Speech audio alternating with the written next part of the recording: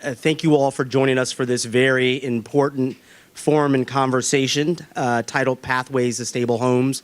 My name is Orlando Watkins. I'm the Vice President of Programs here at the Boston Foundation. I have the great privilege and honor to oversee all of the programmatic and discretionary grant making of the foundation. So a fun job, and get to work with a lot of amazing colleagues. For those of you who may not know the Boston Foundation and who we are Boston's Greater Community Foundation. We're one of the oldest and largest community foundations in the country. We see ourselves as a partner for philanthropy, a civic hub leader, and what we really try to do is use our platform to bring people and resources together to really address and solve some of the most pressing challenges in our community and region. And certainly this convening fits into that mold and that important role that we think we play. By show of hands, how many of you believe that housing and health are connected? Of course. You probably wouldn't be in the room if you didn't believe that. But as I think about the connection between housing and health, I am reminded of a powerful quote from Dr. King. He made this quote during an address to the Medical Committee for Human Rights, and he stated, "Of all the forms of inequality, injustice in health is the most shocking and the most inhuman because it often results in physical death." For me, that quote for Dr. King was not only referring to access to health care, but all of the factors that we now term as social determinants of health, including the right to have access to stable, safe, and affordable housing. You know, the impact of housing on health underscores, for me, and I'm assuming for all of you, the importance of acknowledging that health is driven by a convergence of complex factors beyond healthcare. And recognizing these complexities, these factors, and really the need to have cross-sector approaches to addressing health, this foundation launched several years ago an initiative called Health Starts at Home. It's a $3+ million grant-making program. Some of you are a part of that, but it's really designed to get those in the health field and the housing field to find time and space together to innovate, to really address these issues of housing instability, and then we hope begin to impact family and children's health. And I believe as a philanthropy, we have to incentivize that kind of activity and behavior more often. I think there's a history of philanthropy to funding things in silos. Well, we all know that is not the best way to get at some of the issues that are plaguing our communities. And so my guess is, I haven't read the research report, but the report and the conversation today will further that idea. So my job was just to welcome you. I've talked too long, so I'm going to get on with the program. So right now I have the pleasure of introducing Dr. Anna Poblazian, a research scientist at Children's HealthWatch, who will be presenting the findings of a new research report, Pathways to Stable Homes. Over the past 5 years, Dr. Poblazian has been examining the relationship between food insecurity, housing instability, and other family hardships. Prior to joining Children's HealthWatch, she was a professor in pediatric and public health nutrition at Pontifical Catholic University of Paraná, Brazil, and also worked as an assistant professor in epidemiology at the Federal University of Sao Paulo, Brazil. Please join me in giving Dr. Poblazian a warm welcome, and I'm certainly looking forward to hearing her presentation and the moderated panel later. Thank you very much.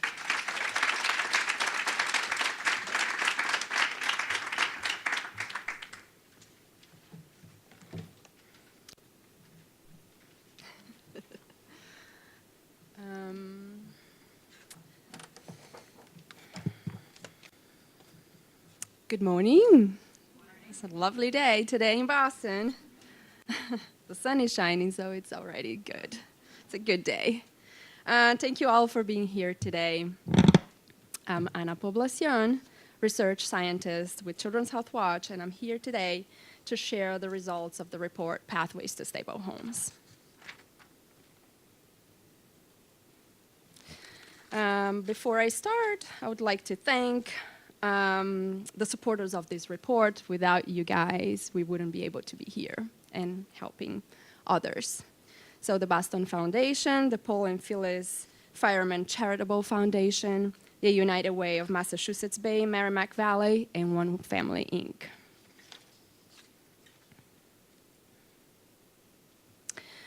This is a roadmap of the topics I'm going to be talking with you this morning. I'll start talking about why stable homes are essential to health. Then I'll share how we identified multiple solutions that work to stabilize families with children in their homes.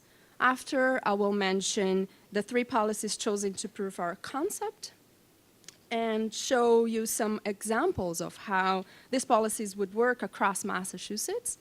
And I'll finalize with policy recommendations. So, as Orlando pointed out, well, there's no doubt that all people need safe, affordable homes to be healthy.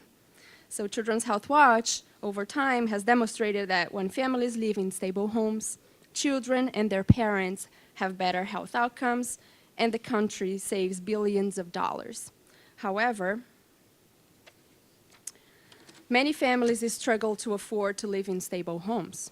Rent burden is a major driver of housing instability among families. Families rely on their incomes to pay for their expenses. When families pay more than the benchmark set by the Department of Housing and Urban Development of 30% of their income for housing expenses, they are rent burdened and may have difficulty affording other basic necessities such as childcare, food, clothing, transportation, and medical care, which in turn will impact their health.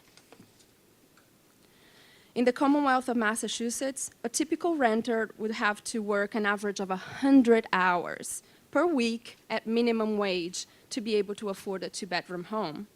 Due to this high cost of rent housing, 3 out of 4 families in extremely low incomes are rent burdened in Massachusetts, as defined by HUD. So while livable wages, rental subsidies, and production of affordable housing may be the most effective ways to address rent burden among families with low incomes, current state and federal funding for housing programs is inadequate. Given the well-documented adverse health effects of housing instability, paired with the reality of lack of affordable homes in Massachusetts, we sought to identify solutions to complement and enhance existing efforts to reduce rent burden and housing instability and improve health among families with young children. To develop a strategy that sets families on pathways to stable homes, we conducted an extensive literature review and a listening tour with a diverse set of stakeholders. Our main lesson learned was no single solution is enough to fill the gap between low wages and basic needs expenses in families' budgets. So we identified a set of complementary, that's a tricky word, solutions that would help stabilize families in their homes. So first, we verified that these solutions should include childcare. Families with low to moderate incomes may be eligible for childcare subsidy that helps them afford the high cost of childcare and continue to work. But to maintain a childcare subsidy, families are required to pay a childcare co-payment. And given the very limited resources of these families, childcare co-payments may severely stress their budgets. So many families end up being childcare burdened when co-payments exceed the U.S. Department of Health and Human Services benchmark of 7% of their income dedicated to childcare. Second, we identified the increase in the Massachusetts Earned Income Tax Credit state match of the federal credit as an effective option to be leveraged for housing stability. Massachusetts currently piggybacks on the federal tax credit and provides working families a 30% refundable match of the federal EITC. families often utilize the tax credit to catch up on bills and pay for childcare, rent, and other basic necessities.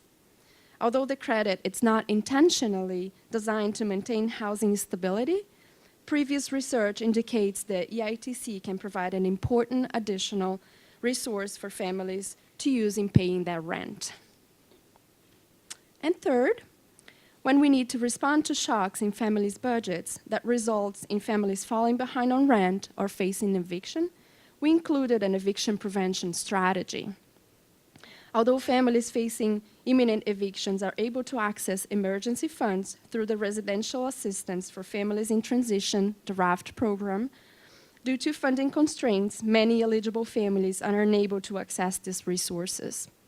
Given the burden eviction places on families, expanding resources for families before an eviction is filed may promote stability and prevent unnecessary poor health outcomes.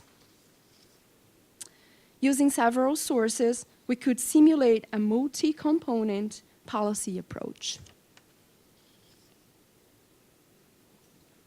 Specifically, we modeled 3 components. For families eligible for and receiving a child care subsidy, reducing child care copayments to the present benchmark of 7% of family income may eliminate child care burden and is expected to improve financial stability. Increase the state EITC to 50% of the federal credit is expected to complement yearly incomes of working families. This component provides a test of whether the increased state supplement of the federal EITC can reduce or alleviate the discrepancy between earnings and rental costs for some families across the state. And expand RAFT to include financial assistance for families with renter arrearage and or facing imminent eviction. But due to insufficient data, we relied this component on results of other researchers. So the models simulated the results for 4 different types of families.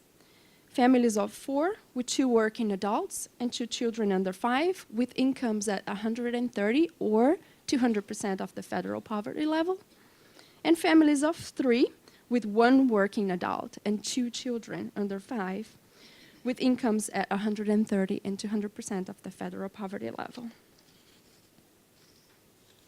So scenario 1 is the first of the 2 models I'm going to show you today as examples of feasibility of these policies. These examples are not meant to represent the entire state of Massachusetts, but to illustrate how a particular sample of the Massachusetts population would benefit from these synergistic policies. First, I'll show you the model with a typical family composed of 2 adults and 2 young children with annual income of approximately 200% of FPL.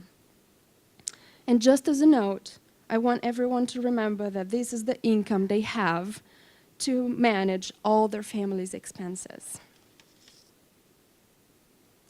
Columns A, B, and C represent the part of the model which we simulated rent burden.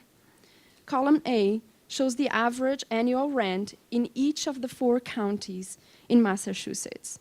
Column B shows the percent of income used on rent, respectively for each county. And column C indicates the rent burden or the gap between the 30% of a family's income and what they are actually paying in rent. If you observe column B, in Dukes and Suffolk counties, this family example pays more than the national housing affordability standard of 30% of their income on rent for a 2-bedroom apartment. Therefore, they are rent burden. Column C represents the dollar amount they spend beyond the 30% affordability standard. Column D represents the part of the model which we simulated child care burden. Assuming all children receive a child care subsidy, even with the subsidy, parents pay almost $8,000 annually in child care copayments for an infant and a preschooler in center-based care. representing 16.3% of the family's income. Column D shows the amount families are paying beyond the 7% HHS benchmark, which is defined here as childcare burden. Column E represents the part of the model where the two previous pieces come together. It is the sum of the burdens, rent burden in column C and childcare burden in column D. If you recall me noting some slides ago, families have an annual income to pay for all these expenses. In Dukes County, for example, families pay an additional $8,006 annually, reflective of the sum of both burdens. In Hampshire and Worcester County, where families spend below 30% of their income in rent, this money might be reallocated to other needs. In this model, we allocated it to childcare, which is reflected in the sum of the burdens in column E.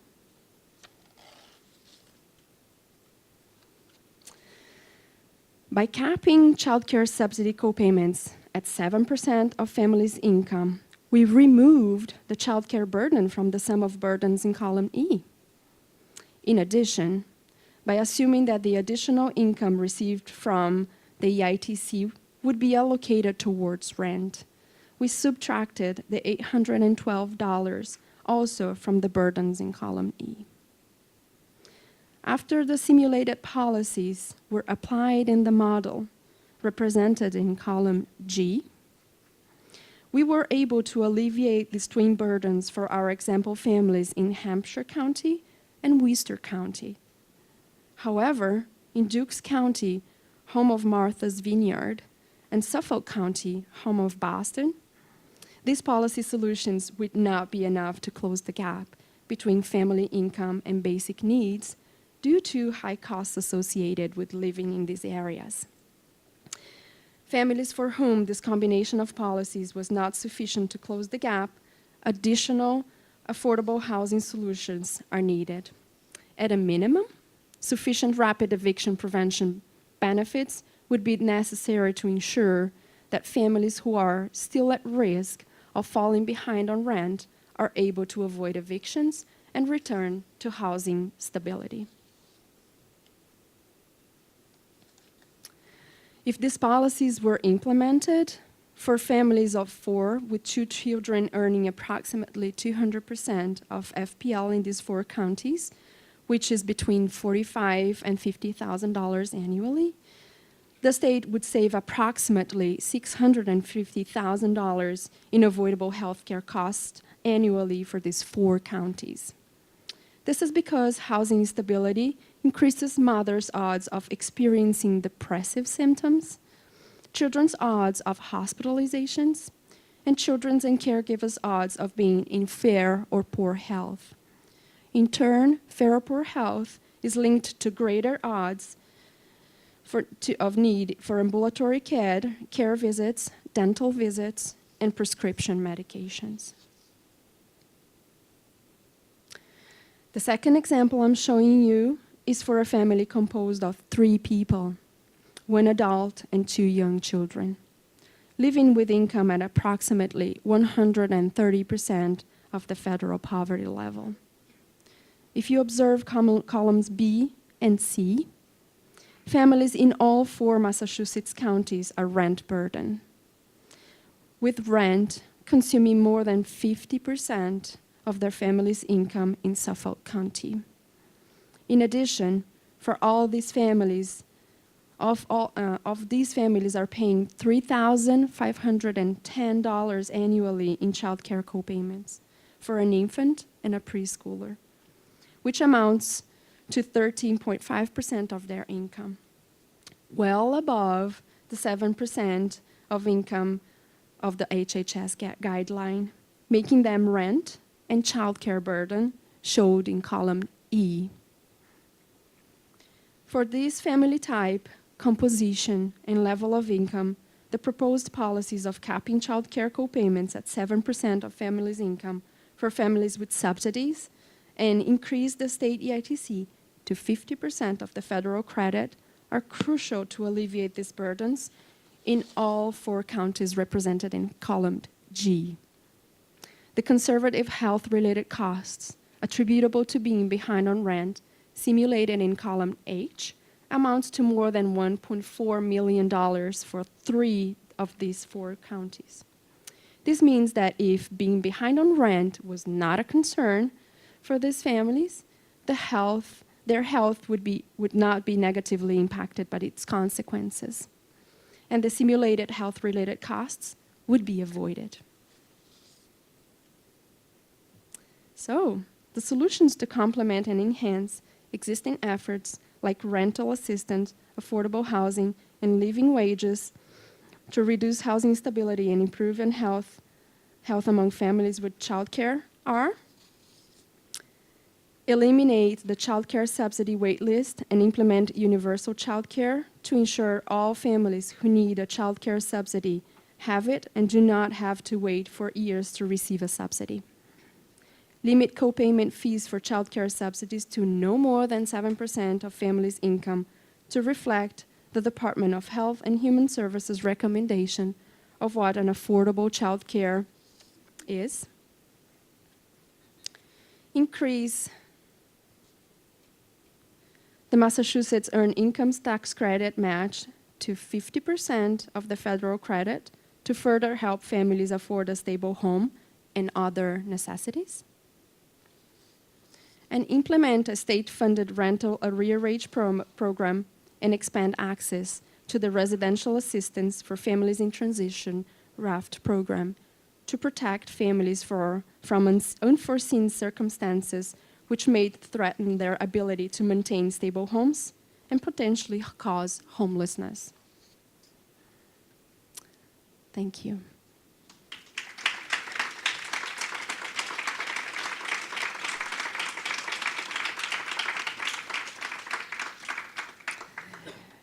Now, I would like to introduce you to Dr. Renee Boyton-Jarrett, pediatrician at Boston Medical Center and founder of Vital Village Network, who will introduce you to the panel who will continue the discussion today.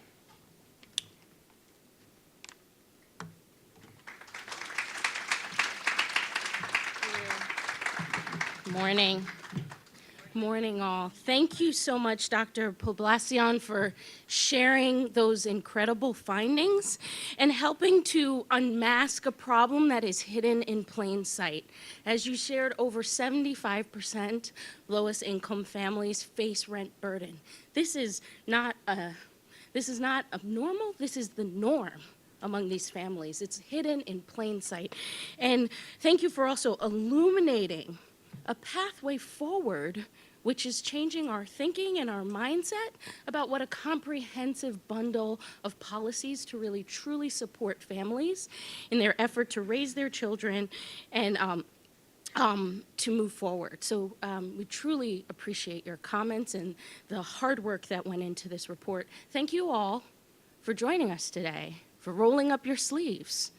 This is a complex, tractable problem, but there's some solutions here on the table. And the panel you're about to hear from is uniquely suited to help push the conversation even further and help push our thinking even further. So I have the honor of getting to introduce this wonderful group of panelists. So I'd first like to introduce Kate Barant, President and CEO of Horizons for Homeless Children. I'd love to then introduce Representative Marjorie Decker, our state representative for the 25th Middlesex District. I would also then like to introduce Ruthie Lieberman, Vice President of Public Policy from Empath, Economic Mobility Pathways. And last but not least, I'd love to introduce Kathy Miranda, One Family Scholar and graduate.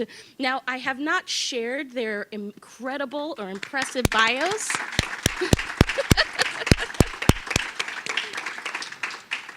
But they are on the second page of your agenda, so I encourage you to take a closer look at the incredible and impressive work that brings them here today. So, we are going to jump right in because we want to make sure there's plenty of time for the wisdom of this audience and the questions that this audience has to be engaged as well. So I am going to ask each panelist, as they respond to the first question, to also give us a tiny insight into what brings them to this work. So I'm going to ask their question, but they're also going to begin with kind of telling you a little bit about how they arrived at this work, in addition to responding to the question. So let's begin with Kate.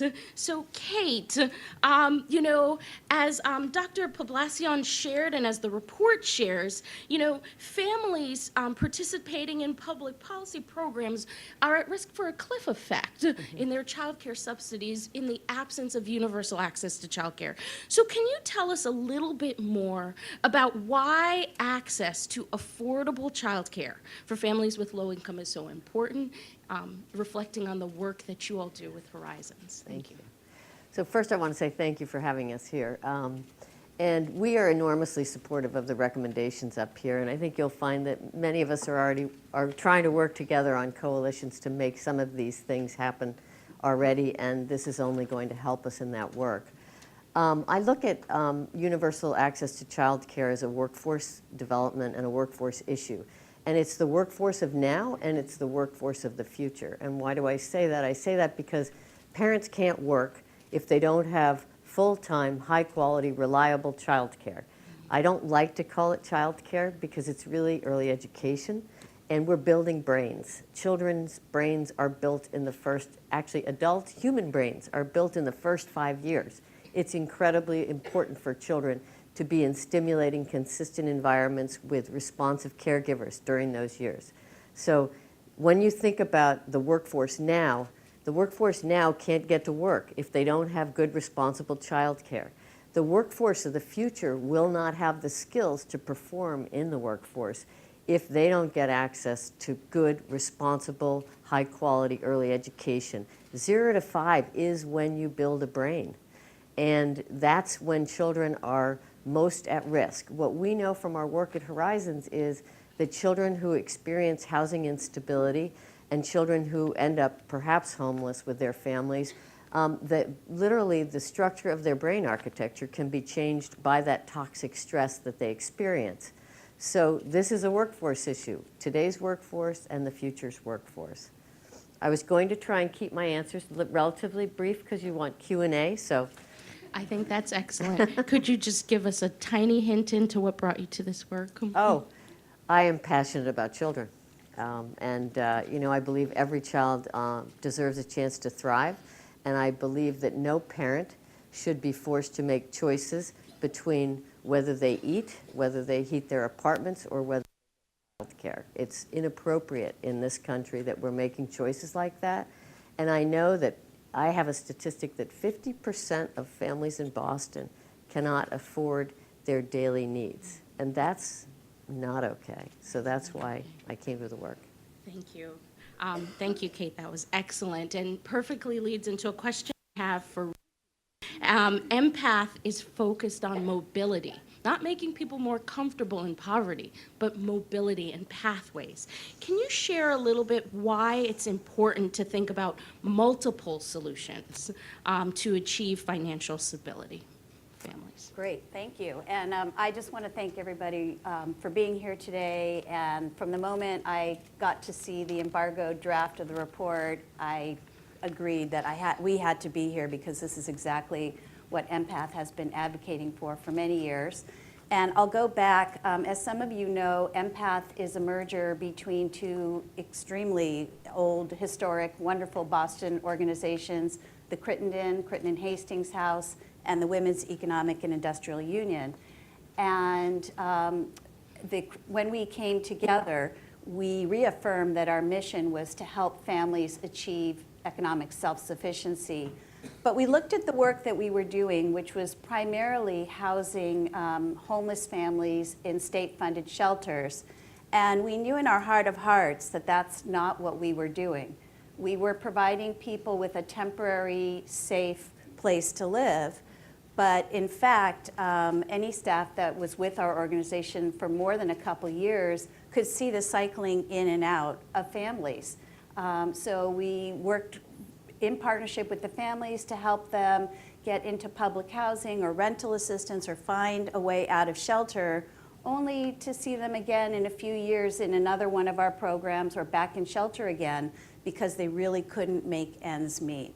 And to us, the image in our mind working with these families was that horrendous carnival game that's called whack-a-mole. It's awful. You pay money to get all this stress thrown at you, which is basically that you have this one mallet and this ugly looking mole pops up and you have to hit it. And as you hit it, they keep coming up faster and faster and you don't know where they're going to come up. And that's exactly what it's like to live in poverty these days. We're no longer in a situation where a job will help you move your way out of poverty, or where one worker can make enough money to support a family to live comfortably. And so as we came together with our merger, we developed this theory of change that we called the bridge to self-sufficiency, which said that in order for people and families to move out of poverty and live with some sense of economic stability, there needed to be stability in 5 key areas. And we define those as family stability, which includes housing and the well-being of children and dependents in the family. Education, which relates to having enough post-secondary education and training to have a family-sustaining job. Financial management, which means having at least 3 months of savings or your monthly expenses in your bank account to help you weather the storms that inevitably hit every family, as well as having your debt and credit in a situation that your debt is not overburdened and that your credit is strong enough that you could be selected as a tenant to move into housing. We look at employment, and that would be having a job that pays you a family-sustaining wage, and we've used different measurements over time to actually pinpoint what specifically is a family-sustaining wage. We're not just talking about a ballpark. We know exactly how much it takes for a family to survive at a very basic level without any public assistance. And then we look at health and wellness. And we have developed a whole new brain science-informed approach to partnering with families for them to figure out their own way to get stability in all of those areas. So naturally, this report is exactly what we need. And we're so proud to be partners with HealthWatch to forward this advocacy agenda. Thank you, Ruthie. Appreciate that. I think that leads us perfectly into the next question, which is for Kathy. As a graduate of One Family Scholar, this conversation and our work towards an equitable future cannot move forward without the integration of lived experience. So important in the development of the report, the listening and deep engagement with members of the community. And Kathy, I hope that you could share with us your experience of trying to find affordable childcare and what it meant to you and your family once you were able to secure care. So my experience is a little bit unique. I fall into a gray area where I didn't qualify for any kind of support because of the child support that I possibly received, which I did not receive. So eventually, when I first found myself in this position, it was due to a divorce. And I had cancer, so when I came out of that and I needed to get an education to move myself forward, I was able to secure a spot with Head Start part-time, which enabled me to enroll in college. And while I was with Head Start, I not only volunteered in the classroom, I volunteered on their parent board, and I volunteered, I was a parent rep with CTI, which is the board of directors, which opened my eyes to sitting on their board and sitting on the parent board to not only my situation, just a lot of situations. I live out in the suburbs, so sometimes when you get a voucher, you don't necessarily have anybody that will take your voucher. And then, of course, the income that you supposedly do have, if you don't get it, the problem is now you're not paying either your half of the voucher, or you're not paying for food or necessities, or you're scrimping somewhere. It's always yourself and the children that end up being affected by not having enough money to pay for this. So it's very important for, I think, not only for these things to be income-based, but need-based, because when you look at somebody by their income and not look at their need, there's a whole bunch of people that are stuck in the gray area, and sometimes, you know, they're stuck on the hamster wheel, and they can't get anywhere to move forward, or they're robbing Peter to pay Paul, and it's not really, robbing Peter to pay Paul never ends up coming out, even though you get the money later on, it doesn't equalize itself. So thank you for having me here and listening to me too. Kathy, thank you so much for helping to illuminate the difference between income-based and need-based and how we define need. Representative Decker, as a legislative champion, you've been in the trenches on these issues for a long time, and we can't thank you enough for your deep commitment.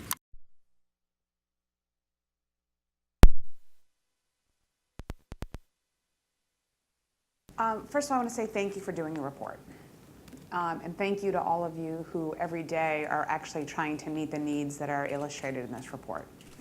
I think one of the things that I found really exciting about this report is, some of you know, last summer I tried to gather some folks to say, okay, what would it look like to try to create a poverty task force or caucus? I always hate calling things caucuses because it's sort of like where we go when we don't actually have the big committee to do the work. And the results are mixed. So I said, I'm going to bring people together. I'm going to talk about, could we take a look at where we could actually reduce poverty in measurable ways? And it's complicated to do this as an elected official. It's just not the bandwidth. So when this report came out, I was like, they did it. And I think it's important to know, and you know, I always say this, people who run for office always are trying to figure out how to strengthen their communities, like even people I don't like. And sometimes they're in my own party. I mean, it's just like, we're a big tent, there's a lot of people out there, but we're all 200 of us in the legislature are trying to find ways to strengthen our communities. And the challenge becomes is we have 2-year increments that we work in, right? We work in cycles of re-election and legislative cycles. And so I think that we do try to focus on big picture things so we can say, look, we really tackled something big. But I think what you're illustrating is it's not a one fix, and it's not always the big glamorous fix. I'm so proud of, we had our symbolic signing yesterday, and some of you were in that room because you've been doing the work on what we called Lift the Cap, right? Lift the Family Welfare Cap. Now I'll tell you, when we passed that, when I knew it was going to pass about a year ago, I got the word it was going to pass, and I was driving in my car, and I was on Cambridge Street, and I was where the red hat used to be, or still is, I don't remember. And I just actually got really teared up. And it wasn't necessarily tears of happiness, which it should have been. Like, wow, this is huge. I helped get this bill passed. But from my own experiences of growing up in poverty, which some of you have heard me talk about, I just knew it wasn't going to be life-changing. It was going to be important. But I'm really tired of talking about how people in poverty survive. And to Ruthie's point, like, people in poverty need to thrive, not only because they need to and it's a human right, but we all need people to be fulfilling their potential of who they should be in this world. And it is, I'm sorry, like I say to people in my own community, people like the work that I do. Well, I wouldn't be here doing this work if I did not have access to safe, affordable public housing, which meant my parents chose to keep us in a 2-bedroom with my brother and I, because the other public housing we could have gone a 3-bedroom for had a lot of violence and drug activity in those days, in the 70s in Cambridge, right? It meant that I had access to food pantries. I had access to affordable, I was a Head Start kid. I had access to after-school programs that were in my development. There was a lot of things there, and they were deliberate. So I think that this report really highlights that it is a multi-pronged approach to how we not only help people survive, the goal has to be thrive. And it's doable.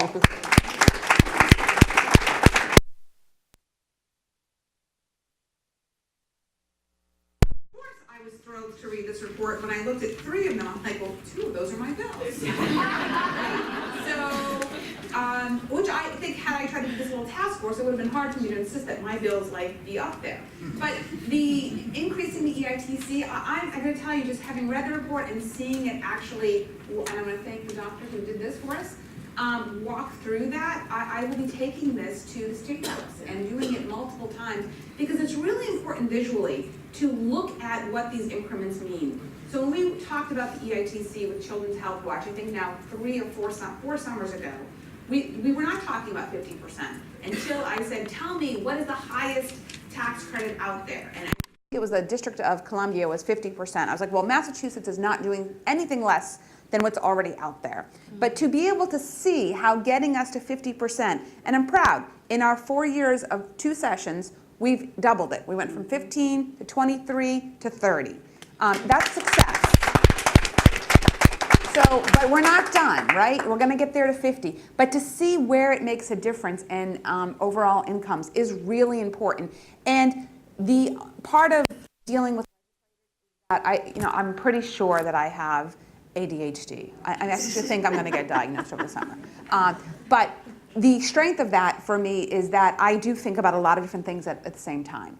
It also means that, like many of us in office, we are constantly thinking about a lot of different things at different times. And so unless we actually choose to go into a deep dive, which there's a lot of things that are pulling our attention, it's constituents, it's needs, it's committee stuff that we're doing. So having a walkthrough of like, look, this is actually what you can do. Legislators want to be part of a successful story. We want to know that we have made a lasting impact beyond ourselves that will strengthen our communities. And I think the way you walked through this, and the rental arrearage is also a bill that I filed. I know that once a family actually has that eviction, because I've worked for 20 years as an elected official, as somebody who's been focused on housing policy, once they have that eviction, it is nearly impossible, even with programs that are targeted for families around affordable housing, to actually get into to be able to actually accept the voucher or accept the placement once they have that. So I think showing all of those costs and showing that story, you have simplified it, because it can be very overwhelming as well as an elected official to say, where do I begin? I can just kind of like close my eyes and land here and go, well, that's going to help. But to have something that is more thoughtful and pulled together that says, here's a story right now of what we could do. For me, the takeaways are, I'll leave it at that. Excellent.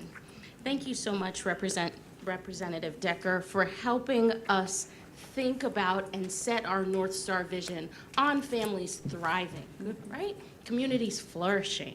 And that kind of leads me into the next question. Kate, earlier you talked about childcare in terms of the workforce for now, but also for the future. But we know childcare isn't created equal. So we often talk a lot about high quality childcare. So what are the biggest barriers that you see families face in accessing high quality childcare that really gets us towards that thriving? I think there are really 3 components that make it difficult. 1, high cost, 2, limited access, and then the final is a really overly burdensome process for families, and Kathy spoke a little bit to that. When I say high cost, Massachusetts is the second most expensive state in the country for child care. With an infant, it can cost as much as $20,000 in a center-based program, and in a family-based program, which is where a lot of children are well cared for, it can be as much as $12,000. So you're looking at numbers that are staggering for most families.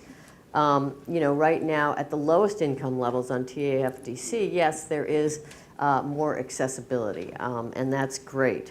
But for the working poor, if you will, and Kathy and many others, as we talked about, have fit into that, there's just too little access. There's a long wait list. I did the calculation last night in the, if you look at where the eligibility is we've got about 9,500 children under preschool age that are on a wait list. That's a year. It might be more. It could be 2. It's fluctuated between that. So even if you're eligible, you know, you're waiting in a very long line. The other challenge is that the supply and demand are misaligned right now in the state. So we've got a number of factors driving that. One is that we have a system that was bid out, you know, 10 years ago, and we're, you know, 5 years into an extension. So where the opportunity is, when you talked about who will take your voucher, well, the answer is they're not, those spots are not always in the places with the greatest need. So there's a misalignment of supply and demand.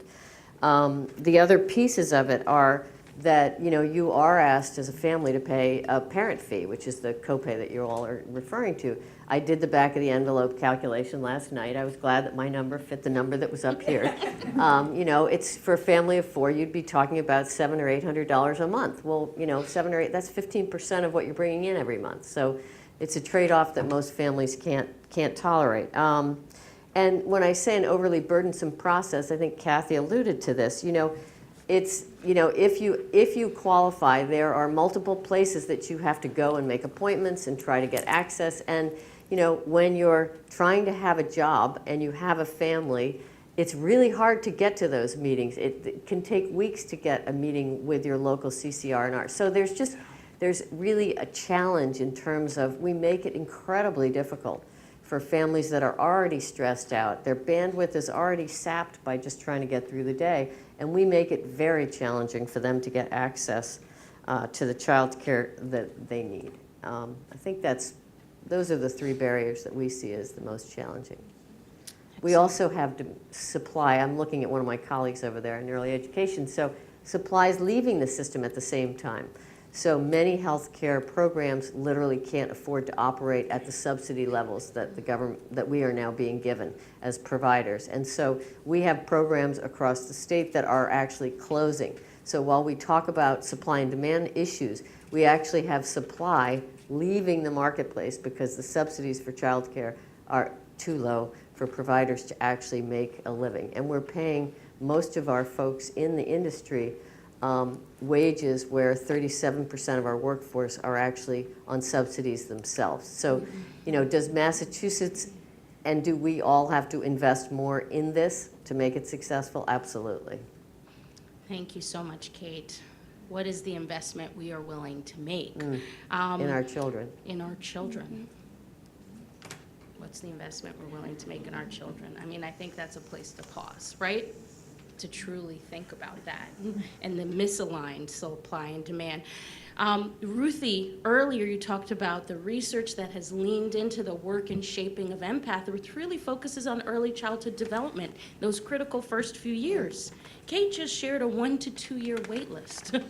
Do we have that time? And what's being lost? What opportunities are being lost during that time? So Ruthie, I wonder if you could talk a little bit about how the solutions proposed in this report complement existing efforts in the state to promote economic mobility and ensure families are able to meet and afford basic needs. Great. I was afraid that you were going to ask me about the first 2 years of life, and I'm like, that was not on my list. But I could have, you know, faked it. But the advocacy piece, yes, I live, breathe, eat, sleep advocacy, so that one I could talk about. Honestly, in spite of the grim statistics and the stories that we still hear day by day, we've made so much progress in Massachusetts, and I do try to remind myself of that every day as I go into the trenches and fight. We've done some great work here, and it's thanks to us as advocates and providers and people breaking down our own silos. I talked about our bridge to self-sufficiency and how that's about breaking down the silos of what people and families need to thrive. The advocacy world has come together. One of the shining examples is about 6 years ago, a group of us created the On Solid Ground Coalition. We were all working to support vulnerable families, whether they be homeless families or at high risk of homelessness or formerly homeless. And we were all kind of advocating on similar issues, overlapping at different places. But we came together and we pledged that we would have this multi-dimensional effort to look at the intersections and the systems and to be really hone in on kind of the intersectionality of the issues that low-income families in Massachusetts are struggling with. We've been an extremely strong coalition, and we have had generous support from various foundations. We are healthcare providers, we are early education and care providers, homeless providers, economic mobility providers, and we have supported many of the issues that are mentioned in the report. At the same time, leaders in the state, the legislature definitely, but as well as the executive branch, have really begun to take our stories to heart, particularly our stories about the cliff effects and how people who are doing the right thing, they are doing what we want them to do, they're getting education training, they're going to work, and they're finding themselves in more harm and in a more precarious position than they were before. And that is something that just tears at my heart. And I think that story has really resonated both, as I said, in the legislature, at the executive branch, and there's been a strong and concerted effort to figure out the cliff effects. As was mentioned, I think, in Anna's report, it's extremely complicated. And you never know if you fix one thing, how it's going to impact something else. And so while we have gone and shared the story over and over and over, to be honest, this is one area where we really didn't know how to fix it. And it's going to take a long time because it's complex. But some really smart people are working on it. At the state level, there's a Learn to Earn working group that includes some of the executive offices of labor and workforce development, education, housing and community development, health and human services, and they're bringing all their number crunchers together, and they're really doing the number crunching that you guys have done that needs to happen, because what we don't want to see is one of these short-term fixes that the end result will be that we fixed it, we feel really great, we have a celebration, we forget about it, but people are actually worse off. So there's some serious thinking, hard work going on, and the momentum has continued for the last few years. That's the part that's rewarding. Rep. Decker talked about the 2-year cycle, and yeah, we're always sad when the legislative session ends and so many of the things that we've been working on haven't passed. But what is rewarding about our elected officials is they don't forget, and they file it again the following year. Even if we don't ask them to file it, they've already filed it, and they're working on it. And we're in it for the long haul.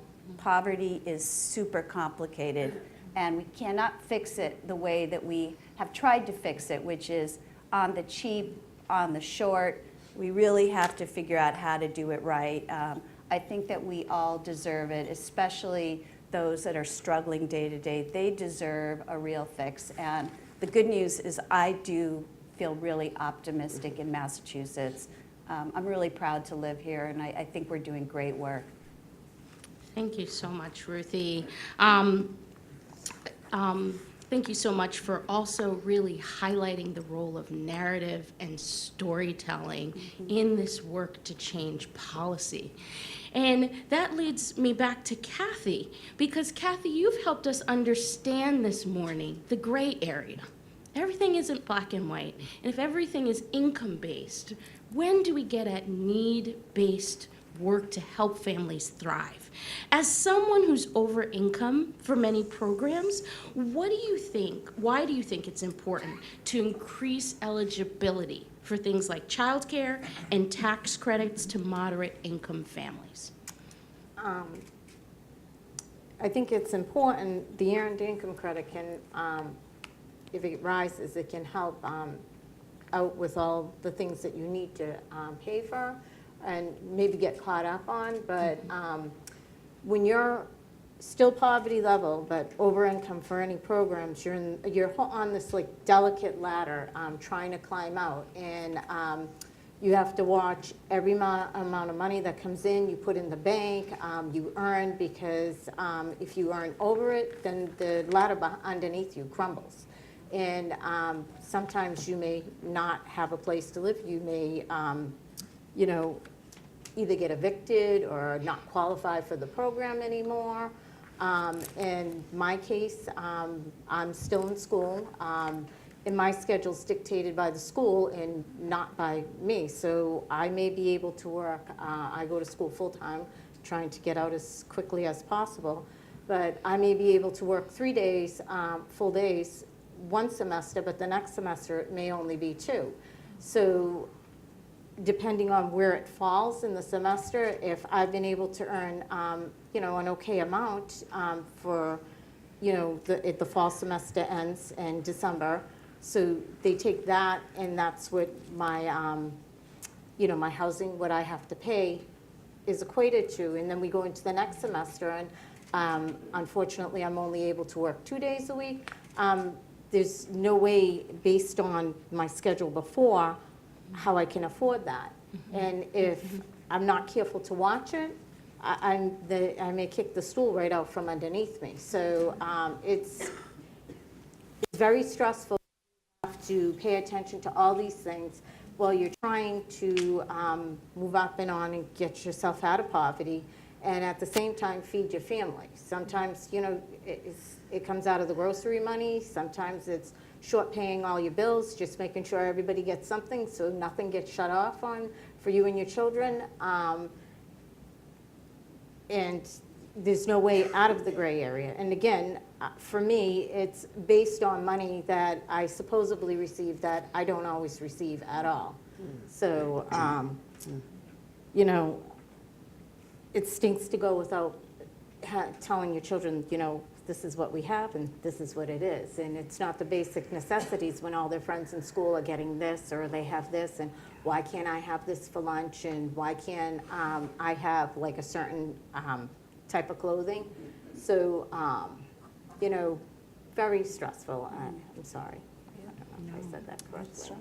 It is in that, and Kathy, we're so appreciative of you sharing that, because our policies should not be designed to create a trapdoor, right? As you're moving and mobilizing as a family, there shouldn't be a trapdoor or a floor that falls out from under you, or the ladder, the delicate ladder. It's almost as if, you know, you're kept in that spot. You can't go forward and you can't go backwards. And is that by design?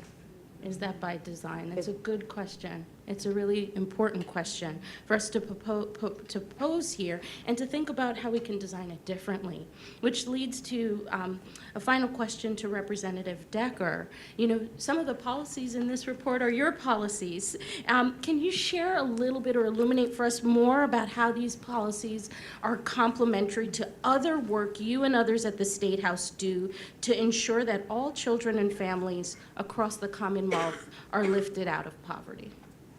Yeah, first I want to say thank you to Kathy. I have been in office for almost 20 years, and I talked a lot about what it was like to grow up in poverty. And only did I later realize that I was also like pulling the curtain away from my family as well, who did not choose to get elected, and talk about growing up in poverty. That's what happens when you get elected in your 20s. Your enthusiasm carries you in ways you're not aware of, you know, your surroundings. So I think we live in a culture where there's still so much incredible shame around living in poverty. And it's just, it's so outrageous that we, you know, this idea that this concentration of wealth was all through hard work, and the concentration of poverty was all through like failure and laziness, right? I mean, it's just, nobody really believes that. I don't even think the concentrated wealthy believe that, right? So, but that is the culture that we live in. And so I have always made it a point to talk about my experiences living in poverty. And while sometimes it looks like, you know, I'm just really strident out there talking about it, it comes at a cost. I've walked away many times, like at a cost, going, whew, just told a lot more maybe than I wanted to. So to anyone who's willing to talk about their truth and have the courage to live their lives truthfully and talk about their struggles in and out of poverty, because it's not an identity, right? It's just where you are in a moment in time. I want to say thank you, and thank you to Kathy. My mom's name's Kathy, so that's the same way.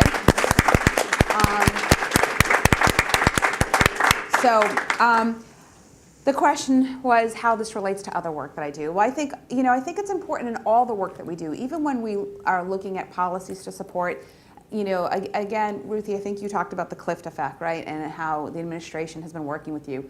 Well, I think it's important that we always ask our policymakers, and also when we choose to advocate for legislation, we're looking through the lenses of, does this get people closer to the cliff? Does it push them off the cliff? Does it pull them away from the cliff, right? I always think that's an important question. So while the administration and the legislature has been good on some policies, we also have a governor that cost us 8 more months to get this lift the cap lifted. He vetoed it several times, 6 attempts to get this bill passed. So while it's great that the administration is doing work over here, they were trying to tie a policy which would reduce state benefits based on your SSI benefits. So the most profoundly disabled and under-resourced amongst us, 5,200 people were going to lose their benefits, period, if we pass that, and over 2,000 were going to have their benefits reduced.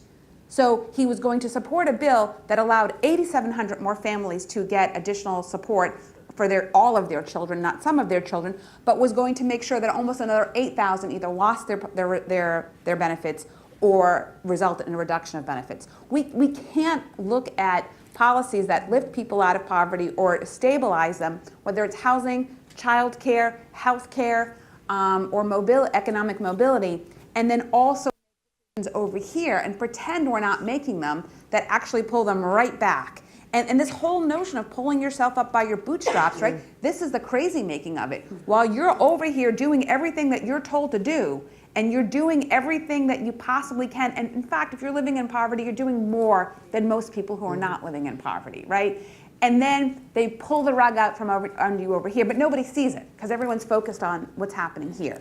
So the work that I do is, I think that I look forward to not being the unusual person in elected office who sounds really inspiring because I'm simply just talking about my experiences in poverty. There needs to be more people who have these experiences, who are at the table talking about those experiences, because it allows a couple of things to happen. One, I have found that with my colleagues, they don't actually shut down when I'm talking.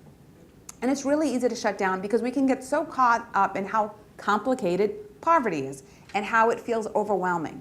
And if you're an elected official, you really are trying to figure out in a 2-year window, how can I do the best job possible and show my constituents I've been working hard for them. And when you talk about poverty, we can easily get caught in this rabbit hole of like, it's too overwhelming. There's too much to do. We don't know where to begin, so we're just going to do this and not kind of deal with this. And I think that, sorry, just lost my train of thought. I just think that it's important to not get caught in that rabbit hole and to say every time we make a decision around any of these decisions, we have to ask ourselves, is it strengthening families? Is it creating more harm and obstacles for families? And it's a lot of work, but I will say that while there are aspects of poverty that are complicated, and those complications also exist for people who aren't living in poverty, it's also really important to know that poverty itself, reducing poverty, is not as complicated as sometimes we want to believe it is. You just laid out an incredible story in this report about visually where it's actually not complicated. Now, does that mean everybody who gets those resources will no longer struggle with poverty? Of course it doesn't. But it also means that it's just to know that there are things that we can do. There are choices that we make every day that decide whether or not we are pushing people closer to that cliff or pulling them back. And we have to be doing it systemically. So I think when I look at all the work that I have done, it really is about trying not to get overwhelmed with my own level of frustration. So while I'm excited about Lift the Cap, I also had to keep moving myself to say, this is exciting, it is important, because not doing it is harmful to families, but we need to also keep looking at those bigger systemic changes. And what you've laid out here are bigger systemic changes. And there's more to do. There's so much more to do. We'll never get bored, we'll never be idle. There will always be more to do. That is the nature of who we are as human beings. Bless you. Excuse me. But it's also important to focus on there are things that we can do to move people out of poverty, reminding people poverty is not an identity, and that we just keep doing the work. I don't think I answered the question, but there you go. But you know what? You did a great job.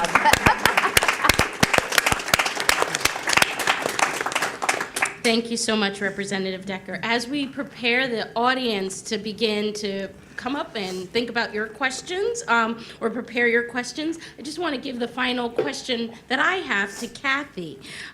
Kathy, what are other policies that you think the state needs to implement in order to stabilize working families? So for me, a component that would be really important is the state of Massachusetts has child support guidelines plus orders that they put out. My my ex-husband is more than capable of paying his child support, but has at times been 8 weeks behind. He's 2 to 3 weeks behind, which I know the ultimate reason why he's doing it is to do something to me, but it affects our family as a whole. Massachusetts, the DOR, which collects child support and gives it out to the families, doesn't start enforcement until somebody's $8,000 behind in child support.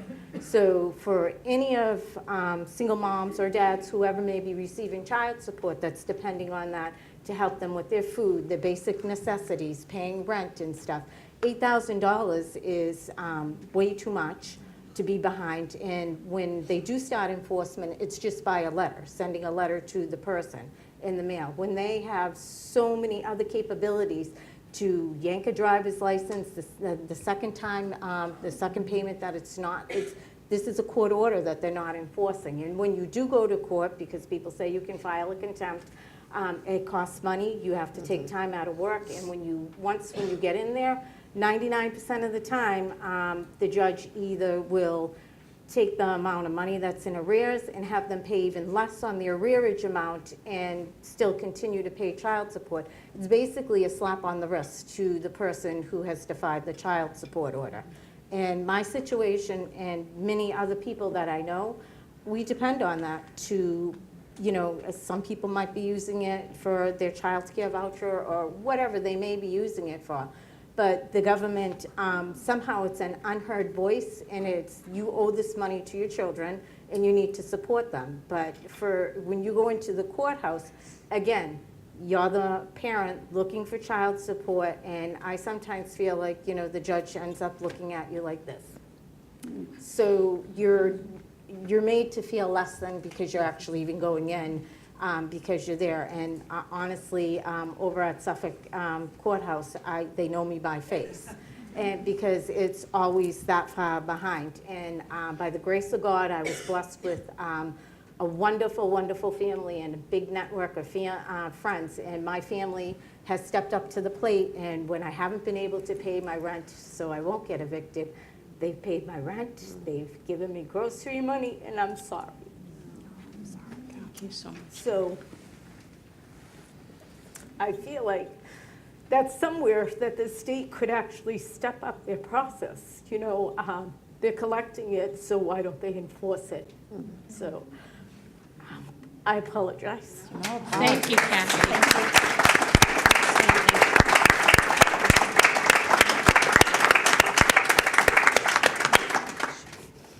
Thank you so much for sharing and being so honest.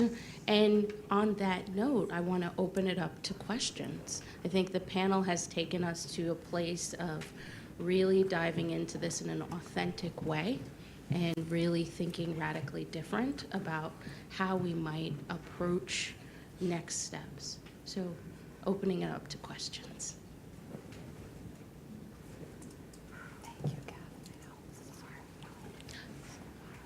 There's a microphone coming to you. Thank you for having me. I'm Joshua Salter. I'm the Social Services Director at the Greater Boston YMCA. Ruthie, this question is specifically for you. I know you listed the bridge to self-sufficiency, and it seems that there's a lot of dependency on each factor, meaning if you're not employed, you may not have strong health and wellness. And I know you're also talking about the cliff effects. I'm curious if you could elaborate a little bit more, because it seemed that a lot of the cliff effects could be from those factors that you listed. So, and this, I guess, question's for everybody, but more specifically, I know you spoke about it. Yeah. And that's exactly it. The way that government is set up to support people is very much in silos or in buckets. And so you get, I'm thinking about, let's say childcare, childcare assistance, and it's based on how much you earn. As your income goes up, your co-payment goes up if you're getting childcare assistance. And eventually, at some point, you're not even going to qualify for your childcare assistance anymore. Usually, all of that happens before you actually have enough money from your paycheck to cover those expenses. And so if you're looking at the whole bridge, you're actually looking at things like health and wellness, the wellness pillar, where one of the subcomponents is social support, like Kathy talked about. And so when we're working with families, we work with the reality. We wish that things would be different and that the child care voucher would be more generous, easier to use, take you further up the income ladder, but it isn't.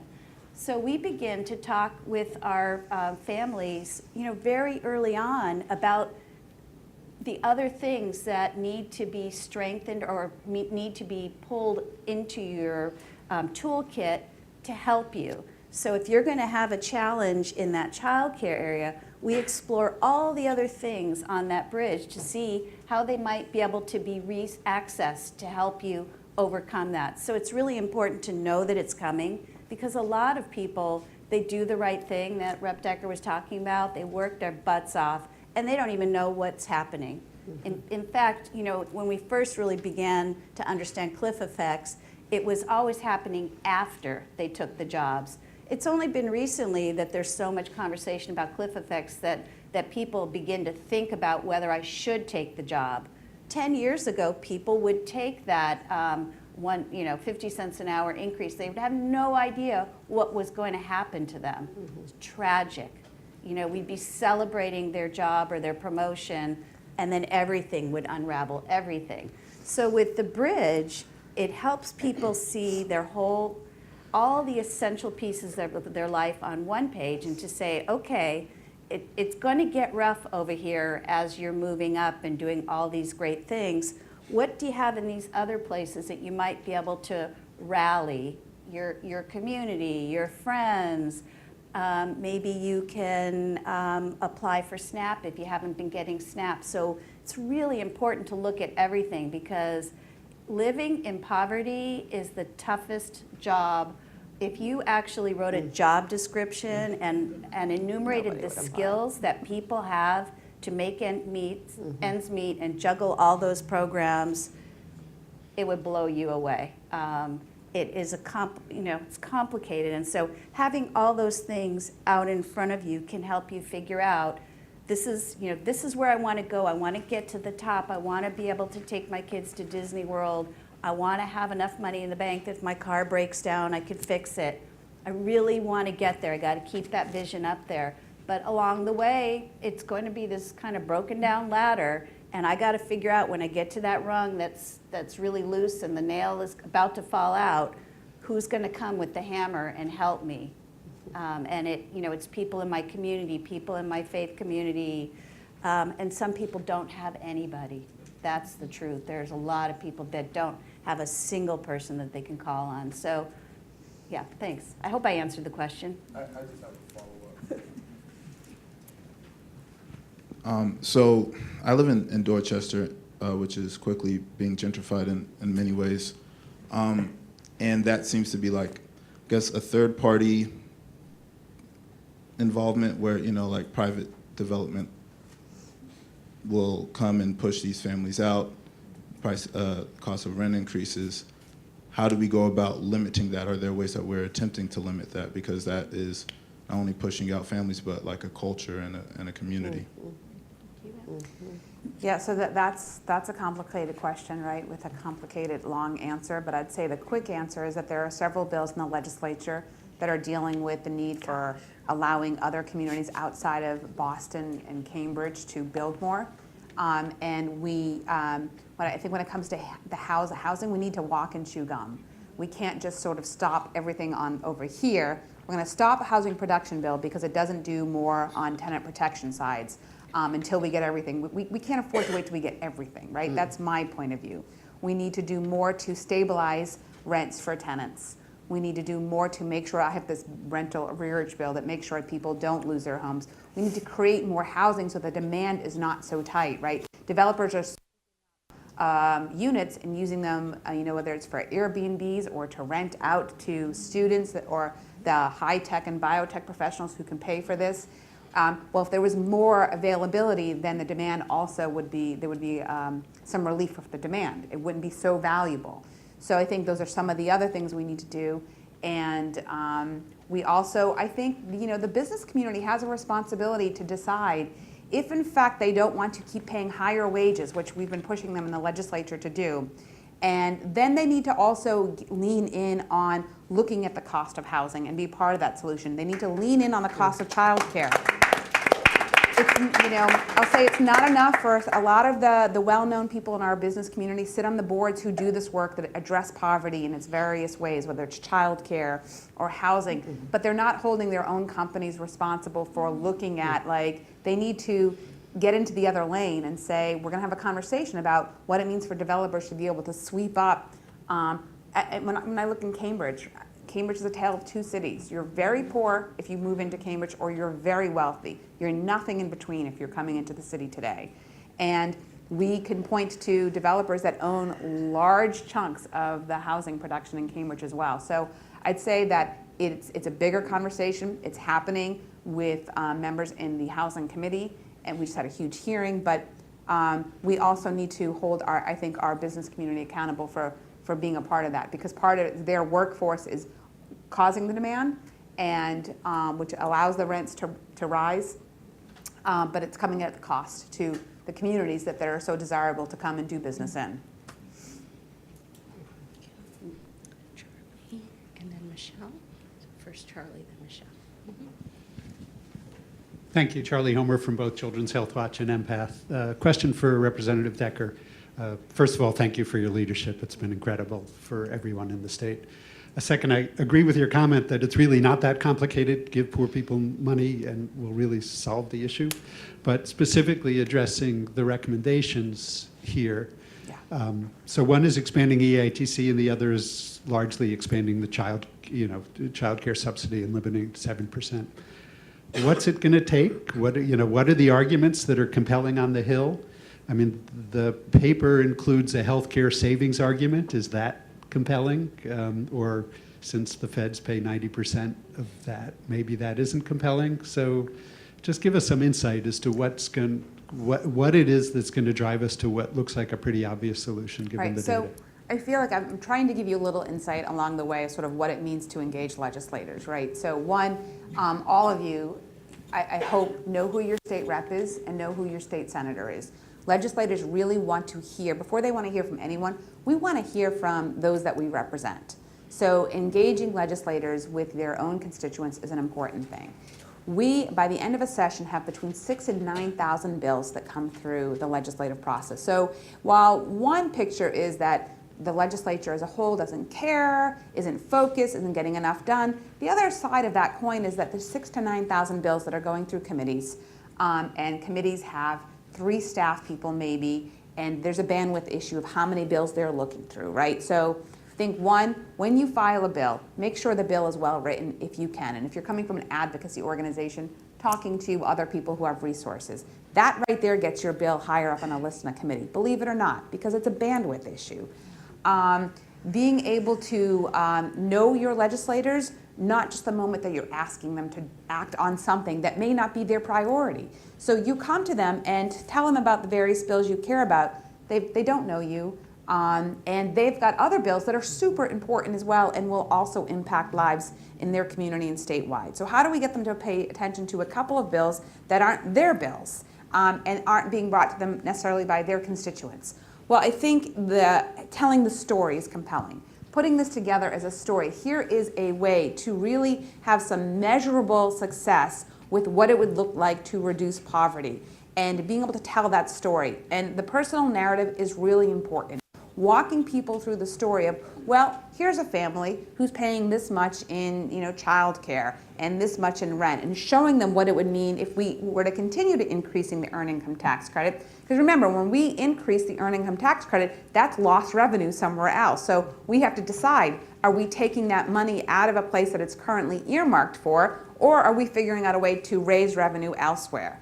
So the legislature did not do anything around revenue, at least in the House budget right now, because the speaker made a very public and private commitment in our caucus, but publicly in the press, that we're going to take on the issue of revenue in a much more methodical, serious way. And I welcome that approach, quite honestly, because the budget is just such a fast process that it doesn't actually allow for a lot more complicated conversations when we're about to make those decisions. So we will continue working on at least 2 of the bills that are mine out of the 3. I'm really now curious about this other third part around sort of looking at 7% of income. I don't think there's a bill that currently speaks to that. I have a sense that there may be a bill soon that would speak to that. And working to bring in other legislators. So there's a lot of work to be done. I would spend the next half hour taking up all of the oxygen in this room. So we'll talk more, but there'll be a lot more to do. Thank you. Michelle. Good morning, all. My name is Michelle. I am a very proud, poor, former homeless resident of the city of Boston. I just want to know, as a presence of a person who advocates, and Representative Decker, you said that sometimes you have these documents that come in, these bills, and they're overwhelming, and you need a visual to represent what is being required. I'm inquiring to know that, as an advocate, is it overwhelming for me to be present and just knock on doors and come in, and how much of that is being received from the representatives? Are they wanting more stories? Are they desiring to hear more stories that is going to collaborate with the documentation that you see that's visual to promote change and encourage other representatives to fall in line with someone like yourself?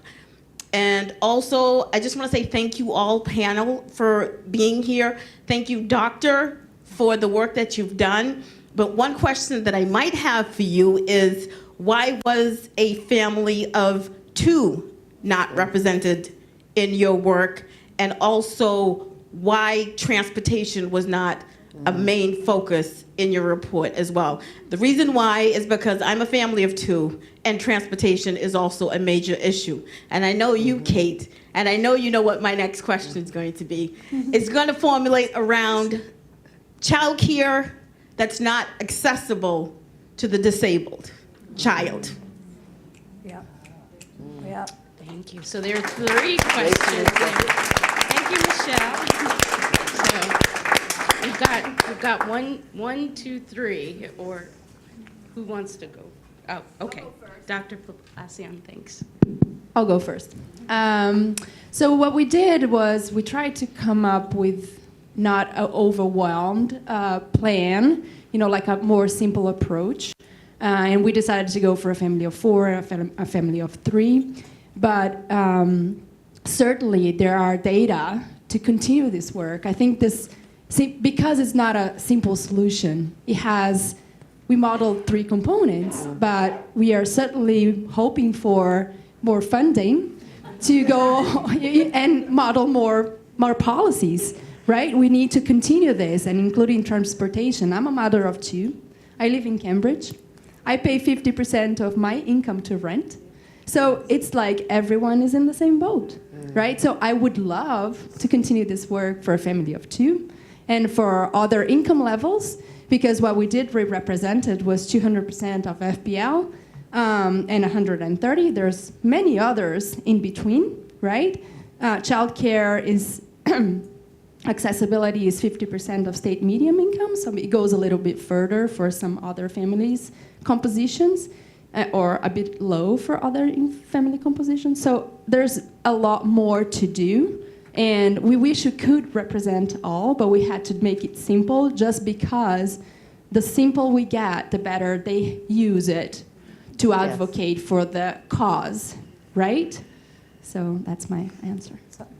I'll just add on to that. I think that that's an important point, right? So I think keeping the information simple but accurate to make the point, because the goal with lobbying and advocating to legislators is to get them to see what you're talking about. Now, you get to throw in there, and Representative, we haven't even talked about the cost of transportation and food, right? So what you're showing them is already like startling, and now you're saying, but that actually, it's a lot worse than what I'm showing you. So I think that, but what we're showing them, if we just spoke to that need, we would be in a lot, a stronger place. And I think the thing is, when we talk about, and when I talk about the legislature, take this with a grain of salt. I'm talking about my perspective and what I think of others, right? So other legislators have a different take on this, but I would say that you want the message to be clear. We need to do more, and here's what it would look like in this very simple scenario if we did more. Now, that doesn't take into account A, B, C, D, right? All the other sort of variables that we all know exist. So, and as far as I would say engaging with legislators are going to be more engaged if you are their constituent. That is the first thing. And it's not that they're not interested in meeting other people. Most of us are people. Not all of us, but most of us are. We love people and talking and listening to people tell their stories. So showing up and talking about who you are and your story and why this policy impacts your life is far more engaging than an email, except for that rare legislator who's kind of little uncomfortable with people. There's a few, but even they want to hear from you, right? So email them and show up. I would say it's never too much to actually interact and engage with your legislator. And then how do you do this effectively? I will also say, because I have this habit and it works for me and then gets me in trouble, I just think as much as you know about sort of how we really think. I like to think of like legislators as I want to do the Us magazine. We're people too. We drink coffee. We get excited. We can be petty. I mean, it's like all of these things. So I think when working with legislators, you also want to work with people who aren't just showboats, right? A lot of people will get up there and love a good podium and a captive audience. That's great. But beyond that, how are you digging in with your colleagues? How are you working with advocates? How are you bringing your constituents in this? What other data and information do you need that will actually push this work forward? Are you working that bill through the committee process, right? Getting on Twitter is not a substitute for actually working hard and methodically and strategically. As a legislator, as an advocate, as anything, right? Twitter's great for a lot of things, but if that's where it begins and ends, we're not getting it done.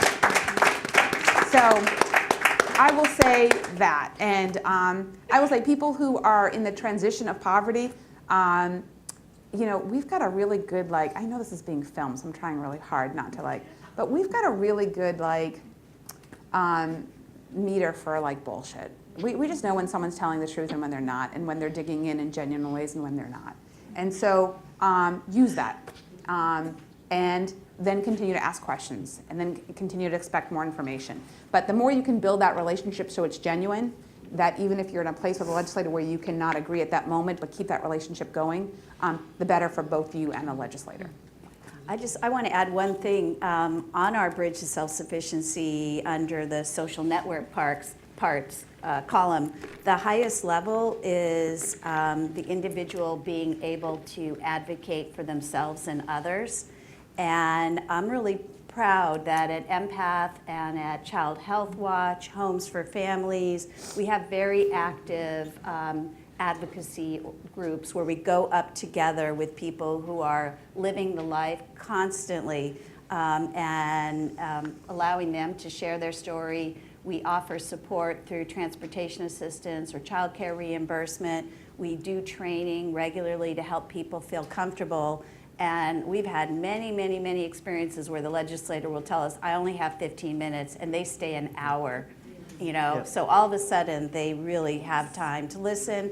It has turned the boat on many issues. One I can think about in particular is on predatory student lending, that about 8-10 years ago, it really wasn't the hot topic it is today. and we brought a group of student debtors up who are, again, working hard, doing the right thing, had taken out student loans and had really been screwed.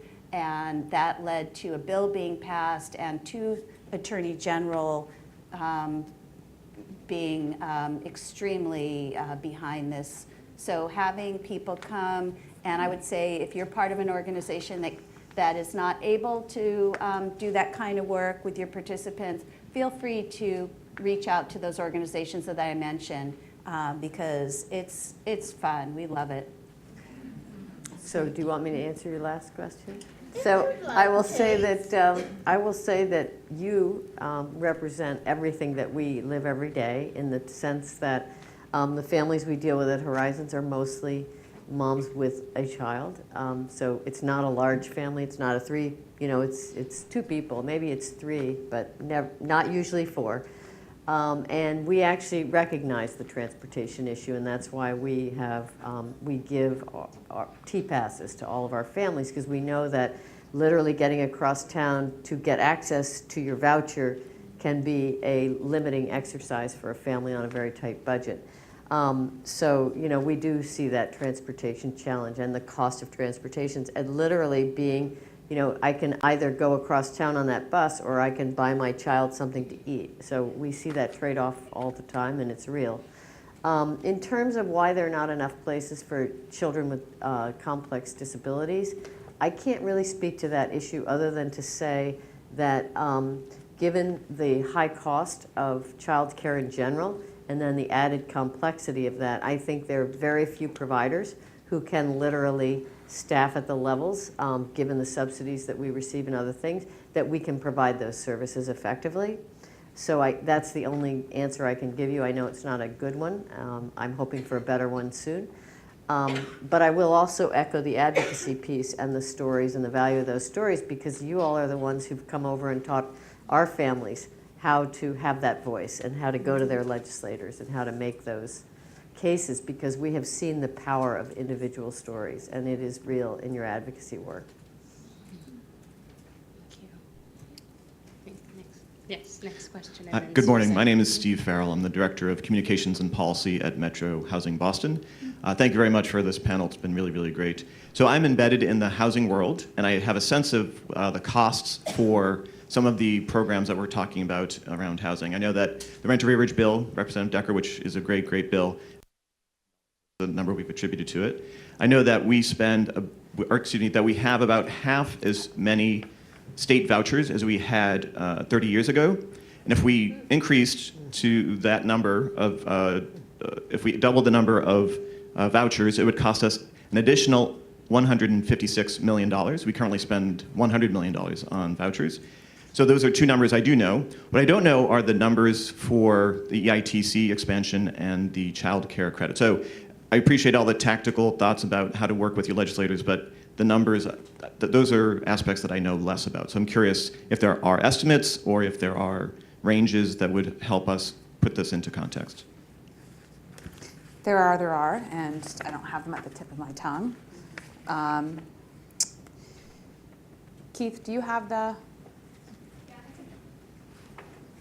So for the EITC, it's currently at a level of 30% of the federal credit, and what was modeled and what we're pushing for is a 50% increase. It's about $10 million per 1%, so we're looking at about $200 million additional on the EITC. It's a lot, but I think the story, Stephen, and I know you're advocating from the housing side of this, but I think that this is the story, right? Is that if we can also help families who are working and whose lives are on, have stability with work in their lives, it's a lot of money, but it's also going to allow them to actually continue to stay in their homes. We see that there's an impact on healthcare. So this is where, I think, so I'll tell you, this is where when I tried to start this task force, one of the things that became quickly apparent in the first two meetings was not only was I overwhelmed about where to begin, it was also really clear that advocacy organizations had sort of their agendas, and I don't say that in any kind of a negative way, that's your job. And so I think one of the things that's powerful about this report is that it is putting something out there knowing that not every advocacy organization is going to say that would be the priority I would choose, right? So it's, but if there's a way to show that story of how to reduce poverty, and the EITC is a bipartisan thing. Randy Hunt, who is a Republican down from the Cape, is an accountant, has been a strong supporter of this. You know, the governor, and you know, Governor Baker, who I do not think really understands how to prioritize reducing and eliminating poverty, right? He has certainly been supportive of looking at how to increase the EITC. So part of that is about there is incredibly strong bipartisan support. And I think, you know, others may not, but I have been the affordable housing issue is what propelled me to run at 25 for office. Having grown up in public housing and now 20 years of holding the hands and helping to wipe the tears of families who I can't help move out of poverty in large enough ways. So I think that, you know, we're engaged with you. We'll keep talking about how to keep doing this, but these are things that are about, I think, that stabilize people who are on the cusp of deep poverty and on the cusp of transitioning out of poverty. So I want to speak to the child care thing for a second, and not to the 7% verse, but, you know, in our state right now, in income eligible, we have $20 million worth of surplus, and we'll end up the year there. So maybe it would be nice if we just spent the money we allocated on the children of the state. You know, it's just not okay. Not to put too fine a point on that. I think we're getting close to the end of our panel. I know Susan has a question, and then we probably have time for just one more question, unless they're burning questions. Yes, okay. Burning. So Susan, then. Okay. Thank you. My name is Susan Buckles, and I'm an advocate with the Joint Coalition on Health. Thank you, Dr. Poblacion, and everyone here for not only talking about something really important, but doing it in a no BS way, just really being very, very genuine. I wanted to just share a couple of things. I wanted to certainly echo the gentleman's remarks about gentrification. In Central Mass, even in the very poorest neighborhoods, gentrification is taking off like wildfire, and it is pushing out, it is pushing people over the cliff. So from barely hanging on to homelessness. And from a personal perspective, I wanted to say I grew up as a person in poverty, and I no longer live in poverty. I have 5 siblings. I am the first in my family to graduate from college. All of my siblings who did not graduate are living in poverty. All of my nieces and nephews grew up in poverty and have all kinds of health issues associated with poverty. So my question is, given that we know that a job can sometimes be the absolute best social service policy, a good job, are we asking enough from our educational institutions? We live in Massachusetts. We are so rich, literally and figuratively, in our education and also in our nonprofit hospitals. And so I'm wondering, are we asking enough of them to be partners with us financially and just bringing their strength to the table? That's a tough question. Well, first, thank you. Thank you for also identifying yourself as someone who grew up in poverty and being comfortable and confident to do that, or comfortable. So thank you for that. I don't have the answers to your questions. We'll start there. I think that they're important questions, and not only are we asking enough, but are we asking the right things of them? And so, yeah, I mean, I think of a family right now immigrant family, mom doesn't speak a lot of English, young sons unexpectedly lost their dad, living in poverty, sons experiencing a lot of trauma around the death of their father and just life circumstances. And we know this family, and find out mom, and this is the story that so many, mom is working in another city, taking 2 buses to get home, getting home after 11 p.m. at night, picking up sons from neighbor's house where they're sleeping on the couch, and really, they're having a hard time in school. Why? And so one of the things that we were able to do in the community is sort of wrap our arms around the family, try to help this mom find the right job. Cannot be a night job, it has to be a day job, and speaking English cannot be an impediment to getting the job, right? And we know that is right there. It's not going to solve, right? It's not going to address the trauma. It's going to allow mom, who's probably the best person to address the trauma right now, to be more available. So this idea of having a job, the schools were like, spinning their wheels trying to support the kids. But the truth is, we need to support mom, so mom can support the kids too. Right. So having a job is really important, and you're asking important questions. I don't have more answers for you right now, but I know that we need to keep answering those questions. And I know other people, other colleagues of mine are actually working on that and have more answers. So if you want to follow up further, you've got a great delegation in Worcester as well, who I think you have a lot of people who are working on those answers in different ways, but I'd be happy to connect more. Thank you. I think Dr. Sandell has a quick comment, and then Deborah will have our final question. Yeah, I just wanted to say that... Hi, I'm Megan Sandell. I work at Boston Medical Center, but also a proud principal investigator with Children's HealthWatch. I do think that healthcare should engage more in affordable housing and these pathways for stable homes. I just want to highlight for everyone, people may not be aware, the hospitals in Massachusetts, many of them are not-for-profits or are required to do community health needs assessments. Right now in the Boston area, all the hospitals are partnering together in a single community health needs assessment. And the preview of that health needs assessment is that 50% of the people they surveyed listed housing affordability and quality as their #1 issue. I want to encourage everyone to go to Hibernian Hall on May 29th, where the preliminary results of the needs assessment and the prioritization of what needs hospitals are going to be accountable to try and improve over the next 3 years. I would love to encourage people to make sure that housing is the #1 priority. Thank you. Deborah. I am Deborah Hughes. I'm the CEO at Brookview House. We provide safe, affordable housing for women and children experiencing homelessness.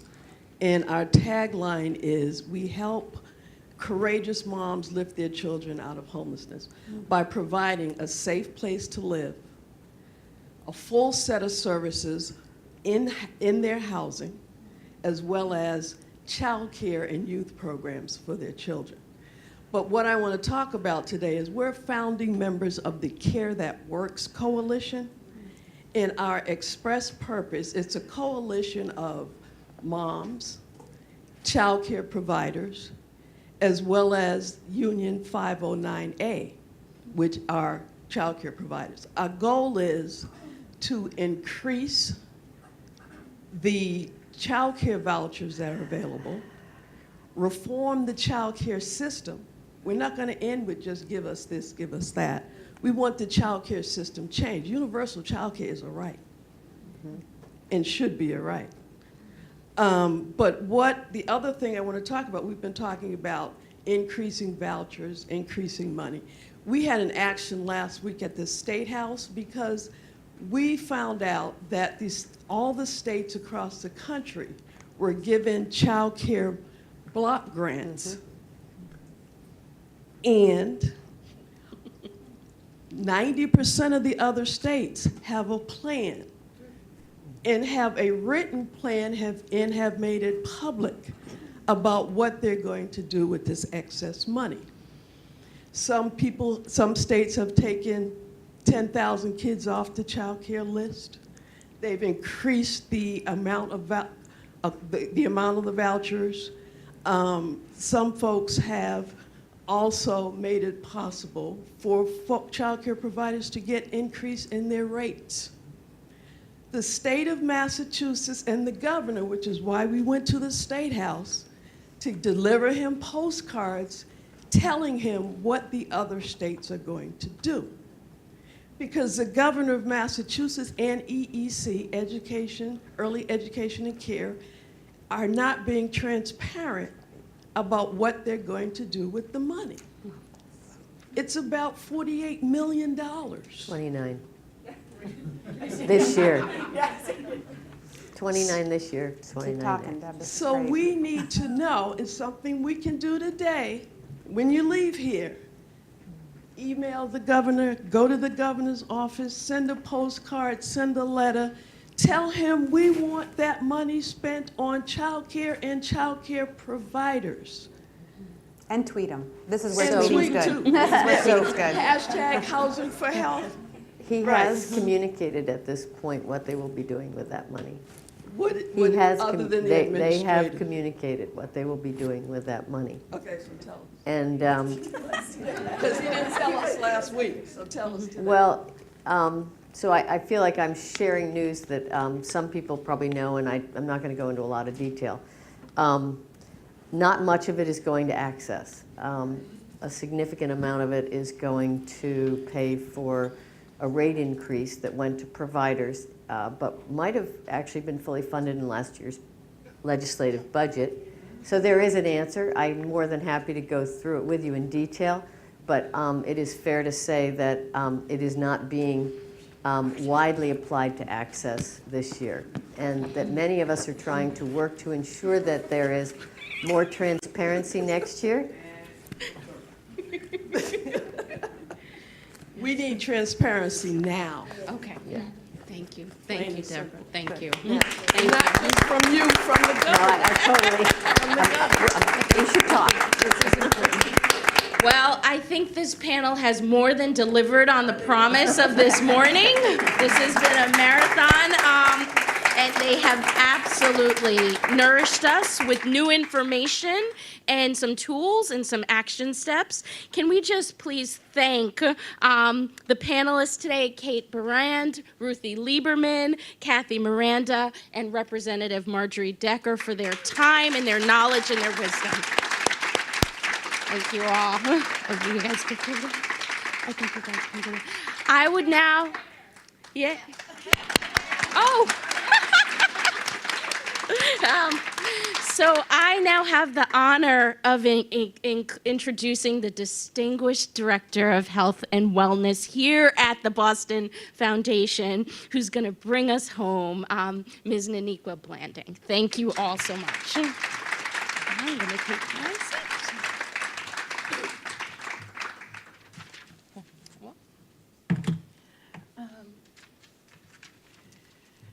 Thank you so much, Dr. Boynton-Jarrett. And can you all just join me one more time in giving all of our speakers and our moderator a round of applause.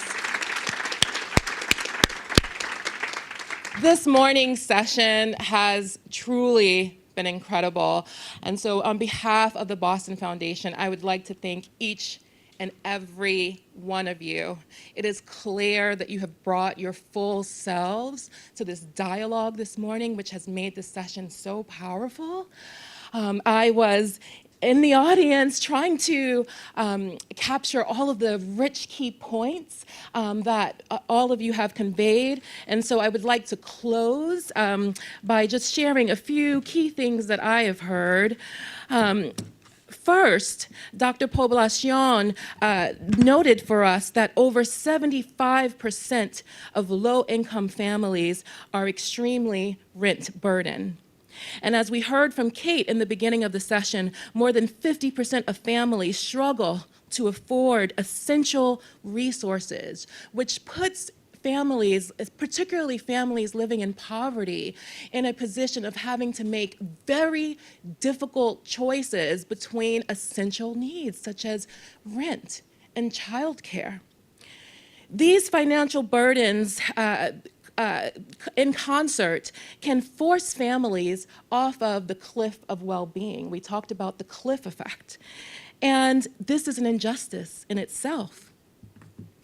We also heard the highlights of the impact of poverty on health outcomes, particularly on brain development of our youngest members of society, thinking about our early childhood, youth between the ages of 0 to 5.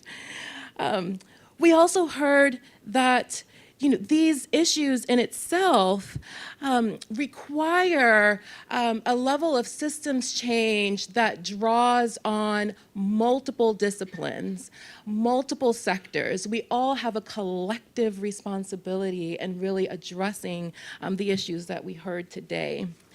And so, in order to really advance meaningful solutions, it must be rooted in 5 core values that I heard. The first is that it has to be, meaningful solutions must be reflective of the reality of people's everyday experience. So we must acknowledge and value lived experiences and the power of narrative building. I also heard that these solutions must be comprehensive, cross-sectoral, and cross-collaborative. And all of these efforts must be developed with the intent of driving systems change and creating opportunities for individuals, all individuals across all forms of identity, to fully participate and have the agency over their own lives and their families. So I want to say thank you, because we have this wonderful report that has been developed by Children's HealthWatch that will help us to drive these kinds of changes and are reflective of these values. And as we heard from Dr. Poblacion, there is more to be done. There is more resources that are needed. We need more champions in this work. So I encourage all of us to, as we leave today, to think about the role that we can play and continue to play, as many of you all have continued to do over your careers, in really advancing the health of our society here in Massachusetts. Thank you.